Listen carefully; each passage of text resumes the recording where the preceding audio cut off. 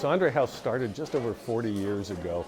It was founded by two Holy Cross priests who noticed homeless population in the neighborhood and just started making soup and feeding it to the folks that they encountered in the neighborhood, and it grew and grew, and since the 90s we've been in this facility right here where we meet the needs of the homeless in our community.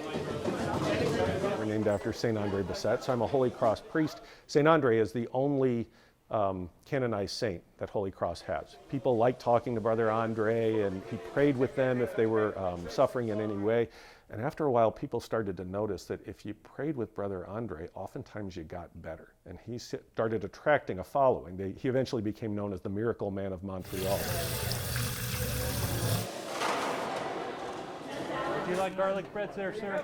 Okay, good. Look the person in the eye and ask them, would they like garlic bread, rather than just dropping it on the plate. No garlic bread, okay.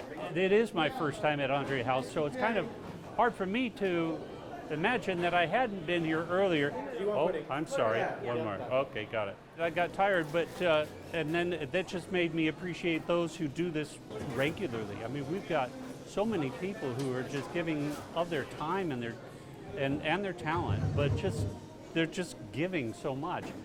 And that shows, it's a wake-up call, and it should be a wake-up call to us. Welcome to Andre House, Spaghetti Tuesday. They have so many volunteers here, but they rely on the volunteers to make sure that the people are served. So I'm really impressed by this. Can I get you some cantaloupe? If we serve 500 to 600 meals a night on a very lean staff, we need 25 to 35 volunteers every night in order to make that dinner service happen. We just can't do it with our staff. Especially since we try and make fresh, nutritious food for our guests. We have volunteers that'll come in a little bit earlier, and they'll do some of the food prepping that that needs to be done before we serve the dinner. And then we also then have those that are going to come serve the dinner, but they also do some light food prepping also before the dinner service.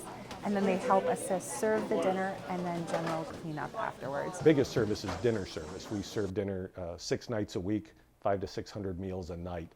But we also provide day services for our guests who are mostly unhoused. We provide showers, we do their laundry, we provide hygiene, clothing, heat relief, just whatever our guests need in order to benefit from these services that most of us just take for granted.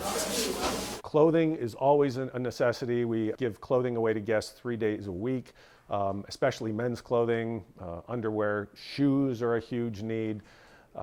Jeans, belts, just all those kind of things that the guests need that most of us take for granted. Hygiene items, preferably the travel size of hygiene items, because oftentimes our guests can't carry around a lot of stuff. They need the smaller sizes because they have to carry everything they own in their backs.